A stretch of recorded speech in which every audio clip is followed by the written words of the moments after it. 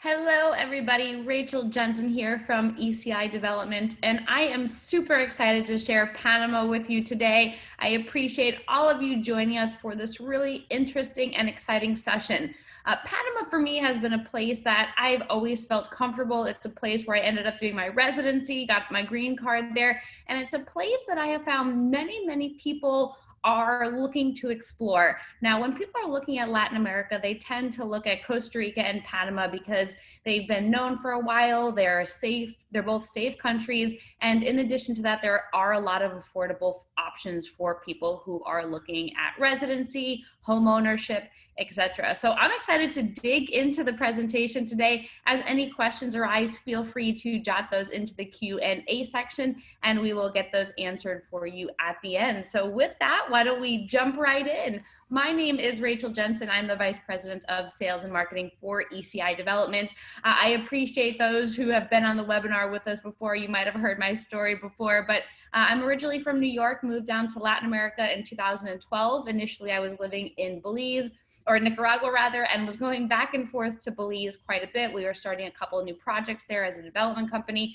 And so I started to spend more and more time in the country. And then in 2013, I made my first visit to Panama. I was going for a conference. And when I landed in Panama City specifically, I just felt a breath of fresh air. And for most people, they may not get that reaction because it is a bigger metropolitan city, but I grew up close to Manhattan. I was used to having close access to a city. And in Belize, we just really don't quite have that. We don't have the chain stores. We don't have the big shopping malls. We don't have a lot of that sort of cityscape. And so when I got there, I was like, wow, this place really feels comfortable, really feels like home. And then a couple of years later, I decided to apply for residency. I ended up getting my green card in the country. And although I wasn't really planning to live in the country, I thought that it would be a great plan B, great way to put something in my back pocket. Should I ever decide I wanted to live in the country, I would have that ability to do so. And I think many of you who are on the line, you're looking for your plan B. You're looking for your escape hatch, we'll say, or you're just looking generally for a safe and affordable place to eventually hang your hat or maybe just get started with residency. And Panama really is one of the easiest countries in the world to get residency right now. I ended up getting my residency. I don't have my passport at this point. Maybe it's something in the future that I would look at if I ever decided I wanted to move to the country. But right now, Belize is home. And a lot of my other coworkers decided to apply for residency in Panama as well because of the ease of it. We have a very specific program through ownership of teeth where you are able to apply for your permanent residency in the country. And there on the screen are just a couple of photos that I've taken throughout my trips to Panama. And Panama, I think, is a really neat country because it's very geographically diverse. It has the beaches, it has the volcanoes and the mountains and the cooler climates and the more tropical, humid climates. And just really depending on what it is you're looking for, you may be able to find that there in Panama. But on the screen are a couple of my highlights of being in the country. Of course, the immigration office, that picture did make its appearance here there with Betsy Rosenlund. She's one of our other co-workers at ECI Development.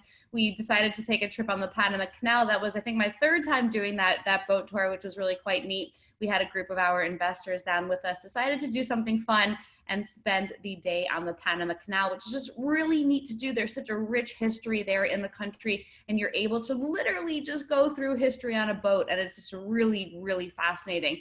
And then, of course, the last picture there is of a sloth. I thought that was really quite neat. There's a sloth sanctuary. It's actually in Panama City limits, but it is in the jungle over there. You're able to go and really see the sloths and see their natural habitat, and see there's butterflies there as well, and a frog sanctuary. It's really quite neat. But there's so much to do in the country. We're going to dive into that during the presentation here, but of course wanted to give you a little bit of background about me, and then also thank you for joining us for this session.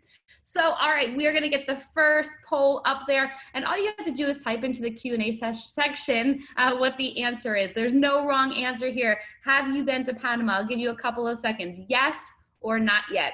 Yes or not yet. And this will help me to kind of gear the conversation and the presentation in a way that really reflects a majority of the folks who are on the line here. Yes or not yet. And we did see that it's about half. It's about split. About half the people have been to Panama and half have not. So for those of you who have, thank you so much for joining us. I'm glad to see that your interest has continued. And for those of you who haven't had the chance to visit Panama, well, hopefully you learn something new and you figure out where it is you want to explore. So just a little bit before we really dive into the details, we are ECI Development. We're a regional development company that is based down in Latin America. As you see there on the screen, those are 4 of the countries that we're working in: Belize, Costa Rica, Nicaragua, and obviously Panama. We are looking at a few strategic acquisitions as well in Argentina and Ecuador. And what our company does is we provide high quality products, high quality accommodations, residential or rental properties for the expats who are looking to move down or invest in the region. So we've been in business for over 20 years at this point. And when we were really looking at our portfolio and understanding where in the region we wanted to be, one of the biggest aspects and important part of our company is this diversification aspect. So we understand that not everybody wants to be at the beach, not everybody wants to be at the vineyard, not everybody wants to be in the tropical highlands. So by being able to offer this diversification of geography, it really helps us to understand what the consumer is looking for and then be able to present a product that the consumer is looking for, not just saying, all right, we have Mexico and Mexico is perfect for you. Instead, we're listening to what it is that you're looking for. But at the end of the day, when we were really learning more about the countries and understanding where our next move would be, Panama is one that continued to pop up as a strategic acquisition. So in the late 90s, we planted teak there. We have an agricultural farm in Panama. That was one of the first steps into the country. And that was as a result of really beneficial reforestation laws, the right climate, the right management team. You know, all of the stars really aligned for building an agricultural farm in Panama. Over the years, we've since acquired land there for development. We have a property, Los Islotes, on the Azuero Peninsula, a beautiful Pacific beachfront property. And then earlier this year, we acquired more land in Boquete, which is on the western side of the country. And Boquete is really unique because the climate there is different than in most of the country. So you have less humidity. It's known as springtime, eternal springtime all the time, where you have low to mid 80s during the day and then low 70s, maybe mid 60s at night. So you really have this fresh air there. And so we understand people are looking for different things when they're looking to go outside of their home country. And so being able to provide options to people is very, very important to us. If you are interested in learning more about our other countries, generally we do Nicaragua and Belize 101 sessions. So that's what we're doing here, the Panama 101. But feel free to send us an inquiry there to info@ecidevelopment.com. info@ecidevelopment.com, and we can send you the recording from these previous presentations. So in these presentations, we like to highlight the safety, the politics, the travel routes, hotspots in the country, as you'll see in this presentation here. So it's a very, very similar format, and it's a great way to just learn about the country and really do your due diligence, see if it's a place that makes sense for you to continue exploring. So let's get started with Panama. So Panama is often referred to as the Bridge of the Americas, strategically because of the location there. It's in between South America, as you see at the bottom part of the screen, and then it links to Latin America, and then of course, North America, or Central America, I should say, and then North America above that. And Panama is often referred to as the Miami of Latin America, Miami of Central America, and the reason for that is because it's a big business hub. We'll talk about that a little bit more throughout the presentation as well. But just for those of you who are wondering the size of it and a little bit more about the country, it is about the size of South Carolina. It's a little bit smaller than the size of South Carolina. I know we have some UK folks on the line as well, and it is also a little bit smaller than Ireland. So that should help put the size in perspective. But what makes Panama really, really unique is the fact that there is a tremendous amount of geographies. We have incredible diversification of geographies throughout the country for it being as small as it is. So we have the Caribbean, we have the Pacific, we have the mountains and the volcanoes and the cities and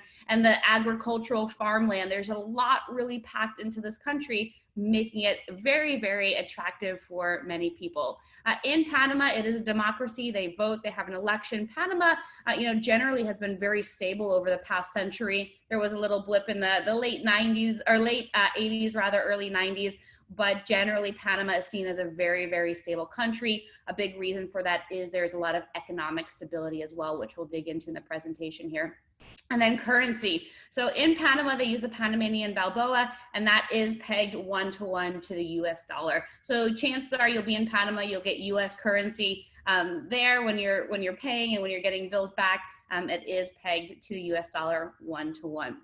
So if you're looking at real estate in Panama from an investment perspective, this is interesting. And we're not going to talk about real estate too much, but I know many of you on the line have expressed interest in real estate before. And when we're looking at countries from an investment perspective, typically we're looking for one or two things. We're looking for a product that's going to cash flow. And for many people who are used to investing in real estate, this is probably one of the biggest factors that you consider is what does that cash flow look like, whether you're used to monthly cash flow or weekly or nightly, depending on the rental type that you have.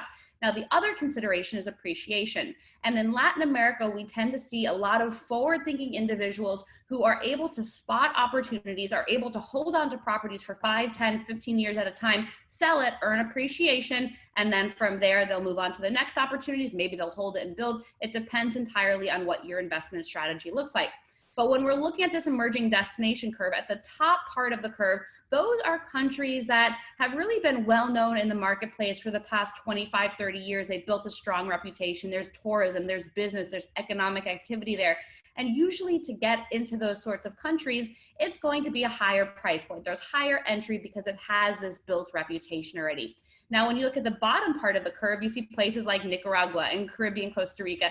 And these are countries within the region that, really haven't plateaued yet. They haven't really hit that point where there's a tremendous amount of tourism. There may be great sustainable tourism, but it's not like the masses are going there. There's not that general tourism sector, the everyday traveler that is coming to these countries. We really have more of the adventure travelers who are coming down here. But people who invest typically at the bottom part of the curve are investing with the intention of holding on to property for a little bit of time, letting it appreciate, and then selling. Now, I don't have any idea of what appreciation rates are going to be. I don't know what's going to go on in the future. I don't have a crystal ball. I don't think any of us do, but we can kind of determine what we think is going to happen based on what's happened previously, based on the current market conditions, and then from there make our assumptions. But Panama, you see, generally Panama is at the top part of the curve. Places like Panama City, Coronado, these are places that have been around, have been really well established. We have a lot of expats, we have a lot of international business folks who come to these locations. And this part of Panama, these parts of Panama tend to be more expensive. There's higher entry to get in. Now, that's not to say that within Panama, there are sublayers. There definitely are opportunities within the country that maybe are not as well known. Maybe they haven't been as promoted as Coronado or Panama City. And that is where you'll find the opportunity for appreciation if that's what your investment strategy looks like. Now, I think many of us are looking for the best of both worlds. We would love to be able to get cash flow. We'd love to be able to get appreciation as well. And there definitely are opportunities within Panama that will allow you to do so. But some of the bigger places, the places that you may know the names of, are probably going to be up there on the top part of the curve because there is that maturity of that market. Now, we may introduce some new places to you that you may not have heard of before in Panama, and those are probably the places that you want to consider if you're looking for appreciation. So again, we're going to do more of a very specific and narrowed in real estate presentation in our next webinar sessions. But for those of you who are looking at real estate, I just did want to highlight this because I know that many of you have asked these sort of questions before and are interested in really knowing where it is within the country you should be investing. All right, so this is the agenda for the next 35, 40 minutes is the essentials to understanding paradise. This is where we're gonna really dig into the Panama 101 details. So we're going to go through the top 8 reasons why Panama is being considered today from an investment perspective, from a lifestyle perspective, and even that vacation perspective as well. We're going to talk about a couple considerations when planning to live in Panama, and then we're going to go through questions and answers. So that's what we have set on the agenda for the next 35-ish minutes. As you have any questions, feel free to type those into the questions and answers section. I always said section, not session, section. All right, so why Panama? Let's just dig right into it. So One of the top reasons why Panama is such a popular place for business, for lifestyle, for vacation, is because there's easy access worldwide to get here. And this is not true for many destinations in Central America. Many destinations you have to go through the United States or even have to go through Panama City in order to get there. But Panama City is the hub for Copa Airlines, COPA, hub for Copa Airlines. And as a result, there's a lot of direct paths and direct routes that they have throughout the world. And I think that having that path to Europe is substantial as well, because we're able to get that European traveler group that some of these other countries don't have, because it's a lot more difficult to get there. So we're able to see, even down into South America, there are a tremendous amount of routes. North America, I don't see Canada on there, but there are direct flights as well. And we're seeing that there just are a lot of options, making it easier, making it quicker to get there. In addition to that, the location of Panama is really ideal for people who are from North America, because you're still within that North American time frame. So they are on Eastern schedule, Eastern time half the year, and then Central time the other half of the year. So you're staying within your time zone, which for those who are looking to relocate is really important, especially as you're considering the logistics of staying in touch with family, making it easy to get back and forth. And we know this: where the planes go, the people go, and vice versa. Where the people go, the planes go. And we've started to see more and more direct flights into the country. As I said, Copa is the primary hub, is a hub there in Panama City. So there tend to be a lot of direct flights with Copa, and Copa is always opening new routes into the country.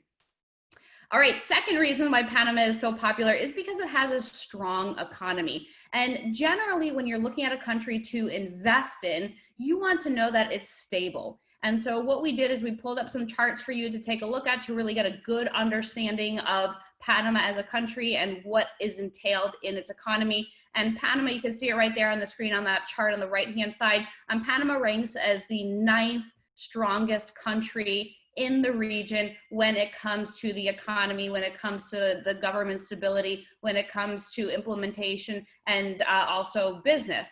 And so this is really important to be considering as you're going through your options. You want to be investing in a country that is stable, and Panama has that strong economy. One of the big reasons why it is so stable and has that strong economy is because of the Panama Canal. We'll talk about that in a moment. And in addition to that, there is a strong banking system. And we'll talk about that in a moment as well. But you'll see a quote up there that says GDP growth over the past 5 years has been solid due to Panama's role as a logistic and financial hub. Again, going back to the Panama Canal, going back to the banking services there in the country.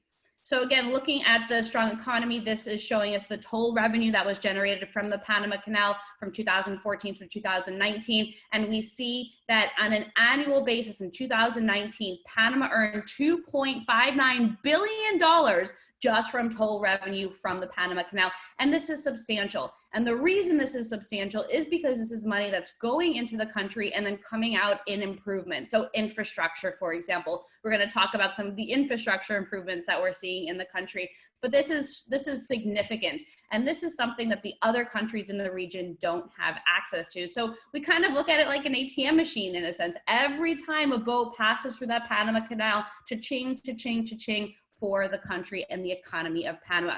In 2014, Panama celebrated 100 years of the canal being opened, and it was in 1999, I believe, that Panama regained control of the canal from the US. So really exciting to see this, and we can see that this country is doing well, it is prospering, and we see that in terms of infrastructure improvements. Noted here are just a couple of the industry sectors in Panama. As probably not surprised, transport and communications is the biggest there. That's that royal blue color on the bottom left. And that's transport and communications. That is the Panama Canal. In addition to that, agriculture, substantial fishing, mining. I'm not going to read through all of these. You get it.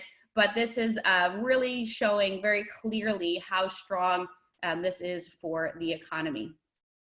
Now, a third reason why Panama is so popular is because it has favorable banking, regulations. And so in Panama, you'll see 62 local and international banks. This picture that you see here is a picture of the skyline. Since this was taken, there have been more skyscrapers that have been up, but this is Panama City. And within Panama City, we see the hubs for these international and national banks. And it's a very favorable banking system. If you are looking to do international banking, Panama tends to be the place a lot of people end up going. There have been a couple, I would say as an American, it's a little bit harder to get a bank account in Panama. Not to say it's not impossible. It actually is one of the requirements for getting residency. So you will be able to get it as you're going that route and you're working with an attorney, but it does have really favorable banking systems there. And I thought this was pretty neat on the bottom part of the screen that Panama operates its own stock market, which if you're looking to invest outside of the country and in stocks, that would be a neat way to do so. In addition, Panama is a very popular place from the relocation and vacation perspective because it is a safe place to be. And I know safe is a relative term, and there are different ways that we can try to calculate how something is safe and how somewhere is safe. But a lot of studies have been done, a lot of reports, and we see that Panama tends to rank always usually within the top 5 safest places in Latin America. And here we have it 4th safest out of all 33 countries and territories within Latin America. And there's a lot of reason for that. Stability is a key factor in that, of course, the stability of the economy, and really a place where people do feel safe. And as a foreigner that's coming into the country, you're not alone in that sense, because Panama is such an international destination, because there's a tremendous amount of business that happens in the country. We have a lot of different nationalities living within Panama. Generally, a lot of the businesses are focused around Panama City. That's where you tend to find a lot of the headquarters, but there certainly are international businesses throughout the rest of the country as well. But if anybody would like these reports, just feel free to let us know and we'd be happy to get those to you. But this was a quote from somebody who is visiting Panama. And he mentioned there are countless reasons to visit Panama. The modern infrastructure, incredible culture, and breathtaking coastlines are just a few of the attractions to visit the country. And again, you'll see that Panama continues to rank to the top of the charts when it's coming to safety in the country, from the retirement perspective, from the vacation, from people who want to invest in the country as well. So you can look at it from a couple of different angles.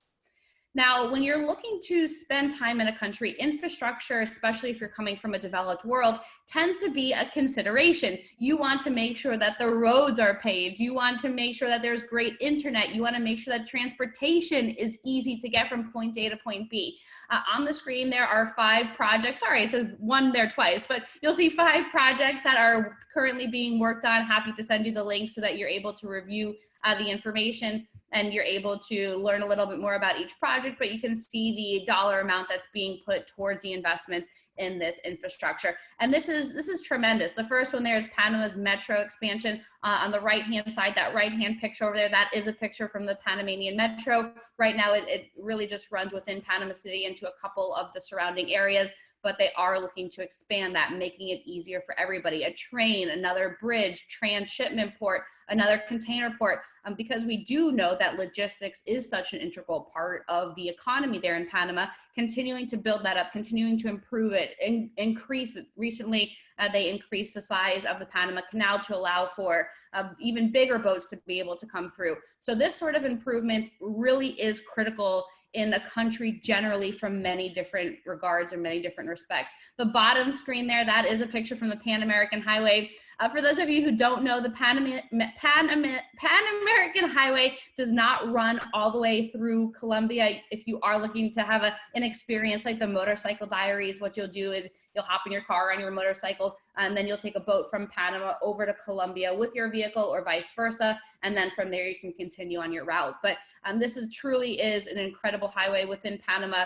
They've really been doing a tremendous job at keeping it up, at making sure it's smooth and paved and easily accessible for the folks who are going throughout the countries and throughout the region there. So really neat to see that there is this sort of infrastructure that's not only just put in, but maintained and then improved as needed. Number 6 here, why Panama is such a popular place, is because it's geographically diverse. As we mentioned before, Panama is small. It's a little bit smaller than the size of Ireland, a little bit smaller than the size of South Carolina, but yet there's so much to do and so many different sorts of environment. So I'm going to start at the top over here in Panama City. Panama City is very much so a metropolitan city. You see the skyline there. It has since even grown. This is where a lot of business is conducted. This is where you'll find a lot of the international schools as well. If you're thinking about bringing children down, you'll find the shopping malls. You'll find the mega supermarkets. You'll find really everything you need within Panama City. If you're more of a beach person, bear with me here. There are quite a few beaches in Panama. I've only highlighted a couple of them here, but San Blas Islands, this is part of the indigenous community. The Gunayalas, you are able to go and spend the day here, spend a couple of nights in San Blas, but it's beautiful. It's just a handful of different islands that there's no real infrastructure over there. You're not going to get the Wi-Fi. You're not going to get electricity 24/7. This is really a place where if you're looking to go off the grid, it is a wonderful place for that. The Pearl Islands, this is about a 2-hour ferry ride from Panama City. The Pearl Islands, Contadora, took my parents there, and it was a great way to just really unwind, decompress, and just be in a beautiful setting. Coronado, so this is the next beach right over here. Coronado is a very popular place for expats. As you're doing your research and you're looking for different places around the country, you'll find that this place tends to pop up quite a bit because its proximity to Panama City. Takes about an hour and a half to get there on a beautifully paved road. You have a lot of infrastructure there as well. You have the stores, you have the supermarkets, you have other expats around you. Pedicee here at the bottom part in the middle.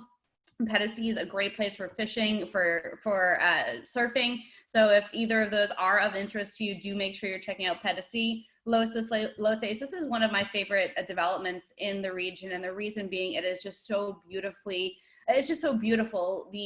How the property is laid out is on a bit of a peninsula. So you have incredible views from 270 degrees of the water. And here you find a lot of fishing as well, a lot of surfing that's happening at Los Islotes. As we're continuing around the circle over here, David Airport. David, I do mention David because it is the primary location where people who are coming to the west side of the country tend to land. So if you are flying into David, you'll go from Panama City to David, and then David, it's about 45 minutes to get to Boquete. And Boquete is one of the top tourist destinations and expat destinations in the country. So I wanted to mention David there. Most people don't tend to stay in David. It's a little bit more of a local sort of economy and location, but there's great medical care there. There's quite a bit that you would ever need if you're relocating to that area. Puerto Amueres. So I went here for the first time earlier this year and wanted to make sure I highlighted it. I had really never heard of it before, but decided to take a road trip over there. We were checking out some properties, and I really just enjoyed this town. It's a small fishing village. The beaches are incredibly beautiful. You're close to Costa Rica. So if you ever wanted to hop the border and spend some time in Costa Rica, it's very easy to do so. This is a place that I would recommend keeping on your radar if you're looking for upcoming opportunities and you're looking for emerging destinations within Panama overall. Next is Valcán Baru, and this is not something I've done yet. I've had so many people recommend it, but what you'll do if you are a big hiker, you're an avid hiker, I would absolutely recommend this. So you will hike to the top of the volcano, and if you go, I've been told you go before daylight because you want to make it up there by the time the sun is rising so you're able to see the sunrise. And then you have views of both the Caribbean and the Pacific on either side of you, and I've just heard it's immaculate. It's incredibly spectacular. Valcán Baru is just one of the many places in the area that you can go hiking if you do like being outdoor and being active. But I would certainly recommend that area generally, Boquete, David, if you are more of that avid outdoor and you like the cooler climates kind of person. Freedom Village, this is another opportunity to keep your eyes on. Freedom Village is a newly acquired property in between David and Boquete, so about 25 minutes from each. And there you have the cooler climates. You have creeks and rivers running through the property, of orchards, and you have the properties on this slope, this slight decline, and you have just incredible views of the mountains. There are some locations on the river that go on the decline where you're able to have houses that kind of have stilts, so it feels like you're in the tree house and you're riding along the canopy line there. It just truly is spectacular. And the last two are Boquete. We just briefly mentioned that earlier, but Boquete is where you find the cooler climates. It's the springtime all year round, or eternal springtime, as some people have mentioned it as, but you tend to find a big expat community here. There's infrastructure in place, cute town, and they have a flower festival every year, which we'll talk about in a moment. And then last, well, two more actually, Bocas del Toro. This is an area also by Costa Rica on the Caribbean side of the country. It's not as developed there, but it's a really beautiful location. You have resorts, you have hotels, you have restaurants that you can visit. This is a great place to go if you're just looking for more of that Caribbean outdoor vibe. And then last but not least is the Panama Canal. I think we're all very familiar with it at this point. The Panama Canal is a huge revenue generator for the country, and tends to be a really iconic place. Miraflores, I would recommend going to. It's a museum that sits at one of the locks. I think it's the second lock there, Miraflores, and you're able to watch the boats come through. It really, really is spectacular. So that just covers the places in a nutshell. We have a lot more information about each of them. You'll find that in the Panama Handbook, but it's a great way to sort of get the geography, get an outline of what you can do while you're in the country. Again, it does not highlight everything. There's a lot more to talk about, but you can certainly find more within that Panama Handbook. All right, the seventh reason why Panama is so popular is because it has really great healthcare. And this is a consideration for a lot of us who are planning to spend considerable amount of time in a country, is what does that healthcare look like? In Panama, there are three systems. There's public, Social Security, and private. Most expats, I would say, tend to do private because healthcare is still a fraction of the cost compared to what it is in the United States or Canada, and you're able to get incredible healthcare. And as a result of the services, we've seen that Panama City really has become a hub for medical tourism. So people will fly into the country, get their procedure done, recover, and then fly back home. And this has been a big, big reason why people are comfortable in the country, because they know they have access to incredible healthcare. And the last point there on the screen is that there are two JCI accredited hospitals in the country. JCI accredited means that these hospitals meet this international standard of hospitals worldwide. So you know you're going to get great quality, it's clean, you have incredible doctors. And you see the two hospitals there, Johns Hopkins Medicine and Punta Pacifica. These are the two JCI accredited hospitals where you'll find everyday doctors. If you're planning a surgery, you can look at these two places. There are many, many other clinics and many other facilities besides these two, but I did want to highlight those two since those are a big reason why people are coming to the country. And then last but not least in our top 8 are the attractive residency programs. So Panama has a lot of different ways where you can get residency. These are two of the most popular here on the screen. One is the Pensionado program. So this is good for retirees who are making at least $1,000 a month in retiree funds. It's either through a pension. It cannot be through an investment. It does have to be through a certified pension account or retiree account. You obtain discounts, but do note that you cannot work in the country. So you cannot work in the country if you're planning to come down and just hang around and be by the beach. This is a great option for you. Now, the second one there on the screen is actually the one that I've seen more people applying for, even if they are of retiree age. And the reason being that it's super easy to obtain and really easy to maintain. You only have to visit the country one day every 2 years. And once you have the residency, it's a permanent status. So you do not need to keep reapplying. You do not need to keep showing that you have this income coming in. It's really, really easy. And there are 3 ways that you can apply for residency through this visa. One is if you purchase real estate with a minimum of $10,000 investment. The second is if you open an active business. Or the third is if you find employment in the country and you have a letter of employment from a Panamanian business. So those are the top 3 ways. I think that the most attractive one for a lot of people has been the real estate investment. Finding an investment around that price tag can be a little bit tricky. We have paired up residency with teak ownership, where a teak is about $14,000, $15,000. People can pair up the residency with that. And then from there, they have a long-term investment. Plus they have that residency. So really securing their plan B there. And then also the nice benefit is even if you are of retiree age, you still get those retiree discounts. So it doesn't matter if you're under the Pensionado or not, just as long as you are of that age. And this really is the easiest residency program in the world to obtain and easiest to maintain. There are no ongoing requirements. A lot of countries where you're getting residency, they require you to spend at least 6 months out of the year there. They want you to be a tax-paying resident. Panama, it's not like that. They don't care. You're able to come and go as you please.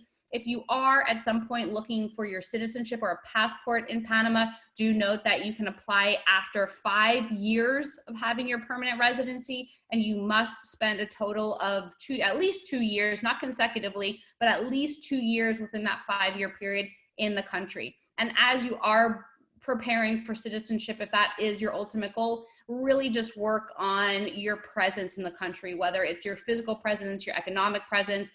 You're really building the story about why you should become a citizen of the country. Here's a quick overview of the Friendly Nations visa and some of the benefits is you have access to then living full-time in the country. It's permanent. There's no need to reapply. Once you have this status, you have it for life. In addition, this is one of the best ones here. You only have to visit 1 day every 6 years to maintain it. 1 day every 6 years to maintain it. It is the easiest residency that I have heard of in the world right now. In addition to that, you can work in the country, and if you do want it to lead to a passport, it can. So again, there are a lot more details to this, a lot more details to citizenship, but if anybody wants more information, just let us know. I'm happy to talk to you about the process, the timeline. I have personally gone through it. I went through it about 2015 or 16, have gotten my permanent residency, have not gone for the citizenship at this point. I just haven't spent enough time in the country to at least get to that 2 years. I have a little bit more work to do, but I know that it's there as an option. And you know, a lot of times people ask, well, why would you get your residency in another country? What benefit is that to you, especially because I'm living in Belize and maybe I'll live in Panama one day, but at this point, I don't know when that would be. And so for me, what I like is having this easy access, knowing that if any point I want to relocate, I have a place where I can do so and be there legally. And that really is a huge part of all of this, because I met many digital nomads who kind of just jump from location to location and like, yeah, we're living this overseas life, but they haven't actually established a life overseas. They haven't given themselves a permanent route to somewhere overseas. Instead, they just hop on different planes. They are there for as much time as their tourist visa allows them to be, and then they have to leave. And when you have permanent residency somewhere, you have that right to stay in the country for as long as you please. And that's huge. That's really where the big differentiator is you have access to live there full time. Again, maybe I'll live there, maybe I won't, maybe you'll live there, maybe you won't, but at least you have the options there. I'm happy to go through the timeline with you. We can talk about that depending on what you're looking to do. Maybe you have dependents, your spouse or parents, or children up to 18 to 25, if they're enrolled in college. We can certainly talk about what that looks like. But just do note, you and everybody who's going through residency does have to physically come down to the country at least twice to go through this residency process. You can always add dependents later, but you as a primary applicant, if you are the primary applicant, you are able to get started. Oh, and I didn't mention this earlier. Jot this down because I didn't have a slide on it. Panama is scheduled to reopen October 12th, 2020. Of course, that could be moved again. It just depends on what's going on. But if you are looking to get started on residency or at least jump down to Panama, just jot that down, October 12th, 2020. And I know there are a lot of you on the line who decided to own Teak, and residency is a primary objective for you. What I would recommend is getting in touch with the residency coordinator now, start getting your paperwork together, and then by the time the border opens, you will have everything you need, your ducks in a row. You'll just have to physically go down to the country. All right, so quick recap as to why Panama. Number 1, easy access worldwide. Number 2, strong economy. Number 3, favorable banking systems. Number 4, it's a safe country. Number 5, developed infrastructure. Number 6, geographically diverse. Number 7, world-class healthcare. And number 8, attractive residency programs. So that's the quick recap right there. Feel free to go back to any of the slides or listen to any of the sections over again. If you would like more information, we have a 80-page Panama handbook where we can certainly send that to you. And in there, you'll find more details about each of these categories as well. I think we'll email that over to you. Otherwise, if you're listening to this after, then just email us info@ecidevelopment.com, info@ecidevelopment.com, and we will get the details over to you. Oh, and one more bonus. And, this is something that I really appreciated coming into another country as an expat or, as a foreigner, where I was leaving my friends behind. I was leaving my family behind. I was starting a new life in another country and didn't really know where to start. And Panama is a really attractive place for people who are really just jump starting that journey, or people who are looking for something a little bit more established, because there are tons of expat communities throughout the entire country. And why I mention this is because I understand, I've been through it before, of not necessarily knowing people and being able to come into a group, come into a community where there are other like-minded people out there and you're able to connect with them through these means. And you can see Panama City, for example, has a tremendous amount of foreigners who are living there. They've built their communities within Panama City, and they're living a lifestyle that is comfortable for them. And if you're looking to connect with anybody, maybe before the move, or maybe you've made the move and you're not really sure how to get integrated, look on social media. Facebook, for example, there are tons of expat groups, just depending on where in the country you're located. Just type in expats in Panama City, expats in Boquete, and you typically will find that there are these groups of people who are willing to help, who do want to connect with other people. It's nice to be able to call up a friend and say, hey, a new restaurant just opened down the street. Why don't we go grab lunch together? Or let's go play tennis, or let's go watch the soccer match. And so you are able to find that sort of community. And I have had people ask me before if they need to know Spanish in order to live in the country. The big answer is no, you don't need to know Spanish, but I would definitely recommend that you learn the language. You'll feel a lot more comfortable. You'll probably see a lot more respect from the locals if you're speaking their local language, or even attempting to speak their local language. You don't need to be fluent. Heck, you probably just need a couple of phrases that you're going to use often under your belt, and then you could just break those out as you need to. But I can tell you, from living in Nicaragua, I did know Spanish, and I found that it helped in many, many cases. And Panama is a little bit different because it is such a touristy area. There is a lot of international business that's happening. So you will hear a lot of English. A lot of people in the tourism sector are speaking English as well. But just to get more acclimated, to really, get in tune with Panama, I would certainly recommend learning the language. All right, so this brings us to our next poll. What year did the Panama Canal open? 1904, 1914, 1924, or 1935? And I did allude to this a little bit earlier, so hopefully you were paying attention, but jot your answer down and we will go through the answers at the end. What year did the Panama Canal open? 1904, 1914, 1924, or 1935? All right, let's move on here. So now we're at the second part of the presentation, which is living in Panama. So if you're considering spending time in Panama, whether it's as a snowbird or a couple months out of the year, or maybe even full time, it's really going to be important to consider these topics that we're going to talk about. And cost of living is something that comes up all the time, and understandably so. We want to make sure we are budgeting properly to live in the country. And so many times I get asked, how much should I save, or how much should I budget for each month to live in Panama? And the answer really boils down to a couple of considerations. One, where in the country do you want to live? Living in the city, like in many, many places, is going to be more expensive. Are you looking to be within an expat community? Do you want to be in a gated community? Are you looking to be in more of a country life where you have your own plot of land? Maybe your neighbors are a little bit down the street. Maybe you know them, maybe you don't, but it's really your responsibility. It's your country life. So you can see there just from the chart that as you go down from city life to expat community to country life, your monthly expenses do decrease. This is just a very general overview. If you'd like more of a breakdown, I'd be happy to give that to you. But on the bottom part of the screen on the right-hand side, there you see a breakdown based on the specific locations within the country. But a lot of this really comes down to you and your lifestyle, the sort of quality of life that you want to have. Now, something for you to consider is, are you going to be shopping locally, or are you going to be purchasing imported items?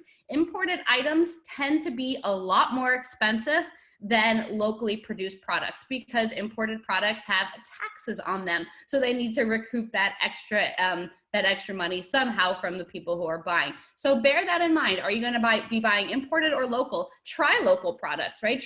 Go to the grocery store and try the local brand of plantain chips versus a brand that you may have been familiar with in the States. Try and look at this as you're going, and you'll get a better idea of it once you're there and you're going through the daily motions, but just something for you to consider. Next here on the screen is your electricity use. I mean, generally your electricity use. Air conditioning uses a lot more electricity than a fan, for example. And depending where in the country you may live, if you're living in Boquete, you may not need either because the temperature is great. If you're living in Panama City, which is known to be more humid, you probably will be running an air conditioner. So just bear that in mind as you're planning your expenses. And then last but not least, are you going to be having a private vehicle versus public transportation? There is great public transportation. We'll talk about that in a moment. And usually around the bigger cities like Panama City, for example, fantastic public transportation. People still do have private vehicles, but it'll cost you because you're in a city. So just bear these sort of things in mind. Do you want the convenience or an expense of a car or a vehicle, or are you willing to try it out without having a vehicle for a little bit? Uber, by the way, Uber is fantastic in the country. Uber is that car sharing app that you can download that will pick you up where you are and drop you off wherever you want to be. And I found that to be one of the most affordable ways within Panama City to get around. I was using cabs for a while, and you know, I'm obviously not Panamanian, so I was getting ripped off quite a bit. And then when I started using Uber, I just found the experience of getting around the city to be a lot less anxiety ridden. I was also budgeting a lot better. So it's just ways for you to consider saving a few dollars as you are living in another country. So again, considerations, transportations. Are you going to use the taxis? Are you going to get a bike? Are you going to walk? Are you going to use the public buses? Are you going to have a private vehicle? Just bearing that in mind. And then something else for you to bear in mind as you're looking at property is the proximity to certain places. So restaurants, bars, live music, fruit stands, clinics. Do you want to be close to these things? How close is close enough for you? A lot of this is relative, and it depends on your personal situation, and depends on your personal wants and needs. So bear that in mind as you are looking at Panama from that general perspective. And then within the country, you'll find that there's a tremendous amount to do. We saw tons of coastline along the Caribbean and the Pacific, fishing, diving, kayaking, snorkeling. This all happens right there on the coast. Really, really incredible opportunities. And then festivals. So this is, I think, one of my favorite parts about the country is there is always something to do because there is such a diverse population. There is such a presence of international foreigners in the country. There's a lot of different experiences and activities for people and festivals for people to participate in. And there on the screen, you'll see just a couple of them. Coffee and Flower Festival in Boquete, I think, is really quite neat. I love both of those. Boquete is known as the coffee growing region of the country, so you get really fresh coffee there. Panama Jazz Festival. I know one of my friends is in a rock band in Panama, and so they have rock concerts regularly, and there's dance lessons. And one I went to, which I thought was pretty neat, was a craft beer festival. And it was neat to see, you know, Panamanians coming into this craft beer scene. And it's just neat to see how there is a lot to do there where not all countries in the region have these sort of festivals and experiences. All right, this brings us to the next question. In what year did Panama gain its independence? 1815, 1821, 1812, or none of the above? In what year did Panama gain its independence? And you can just write down the letter there on your paper. We will go through the answers at the end, and we will see how you do. And this one, I did not give any clues away during the presentation. So this one, if you need a guess, feel free to do so. But 1815, 1821, 1812, or none of the above. All right, so that concludes our formal presentation, but I do know that there are many people who are looking for opportunities to profit in Panama. If you are somebody who's looking at obtaining your Plan B, getting residency in another country, having land in another country, whether it is generally from the relocation or investment perspective, join us for these webinars.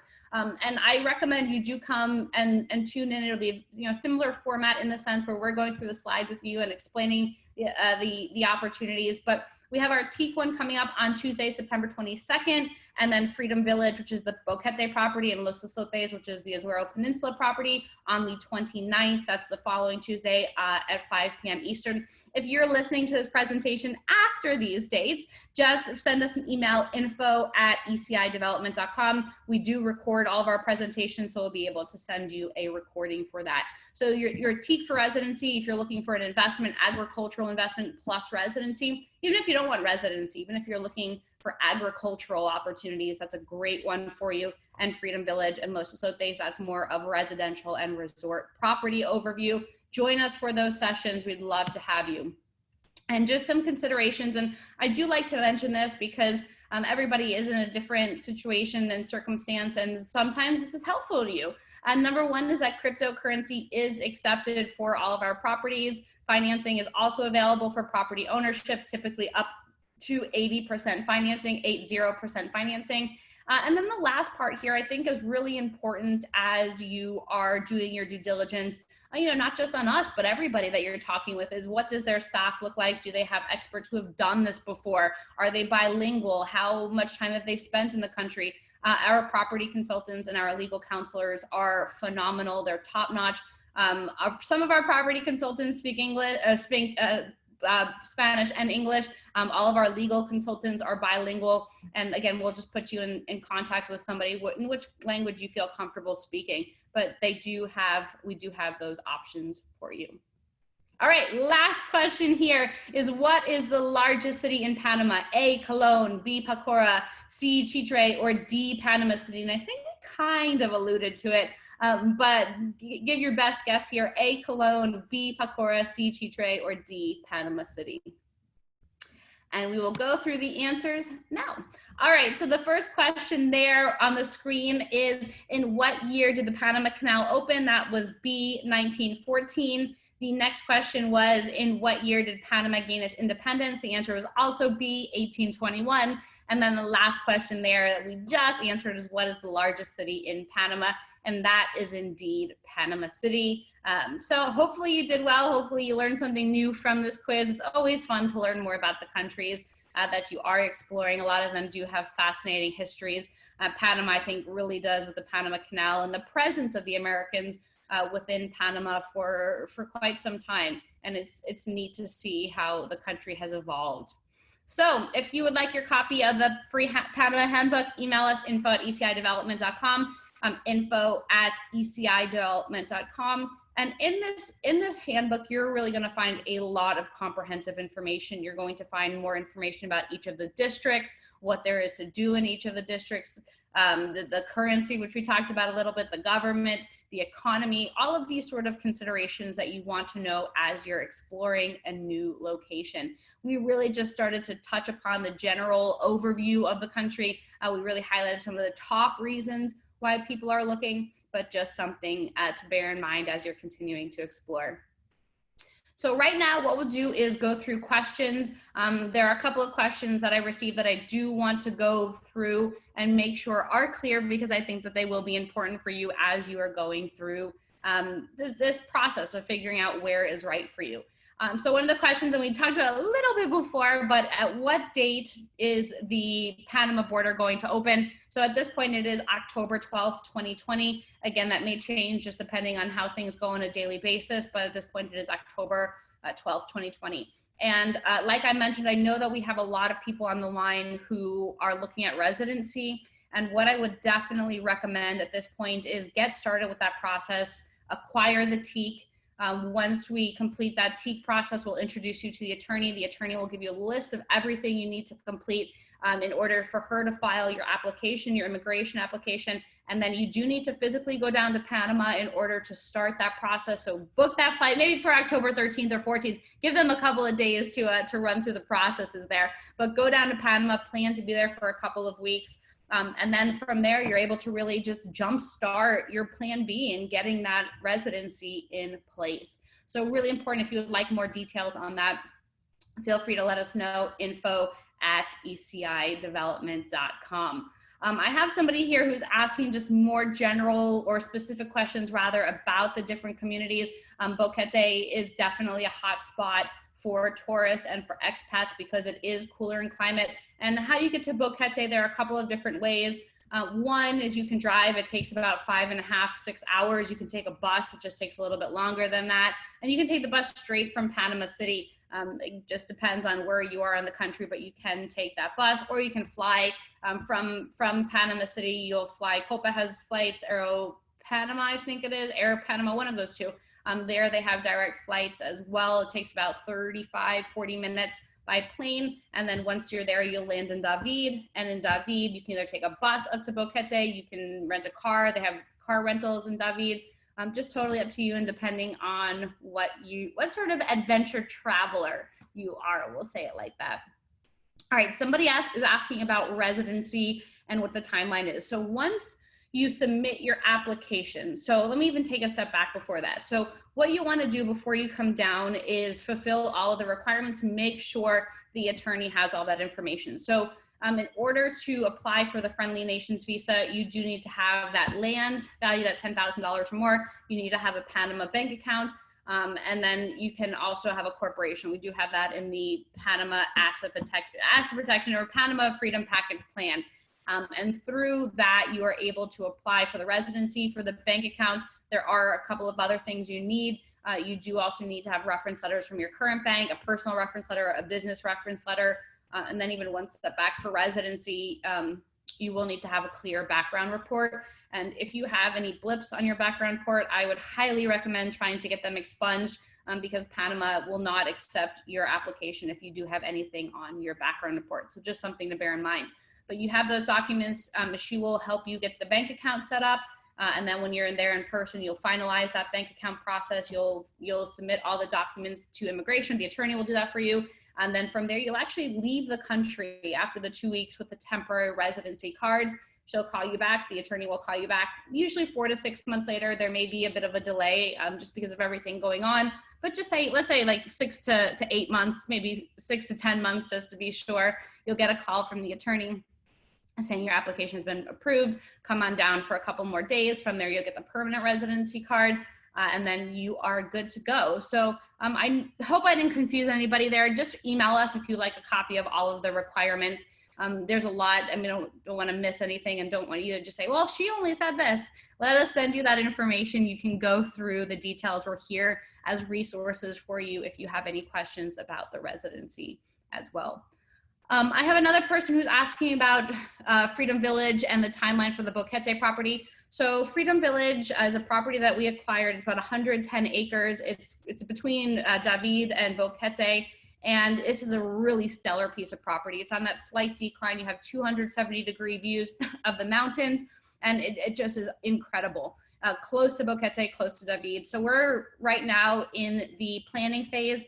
I would expect by the end of 2020 to have that information presented. We're going to do a very soft launch for the webinar on the 29th of this month. So you'll be able to learn a little bit more about Freedom Village there. But I would say the official launch would be the end of this year.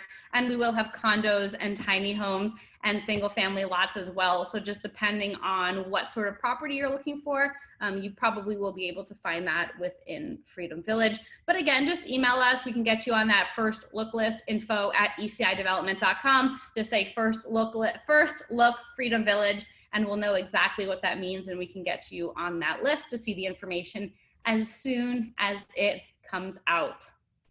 All right, I'm not seeing many more questions here. What we're going to do, I see a lot more questions that are really geared towards people's specific situations. What we'll do is reach out to you. We'll get those questions answered for you. And in the meantime, if you're watching this recording and maybe you didn't join us live, just feel free to email us for any additional resources you would like access to. And feel free to pass this on to friends or family. I don't know about you, but I was often seen as the black sheep of the family and found it a little hard to talk to them about it. So it was neat to come into a place and a community of people where we do have that like-minded sort of background. You know, we're willing to take the next step. We're willing to do something to really secure our freedoms and our plan Bs. And I hope that you decide to join us at whatever stage is possible for you. All right, everybody, have a really great day. Thank you once again, and looking forward to meeting you in person. Bye-bye.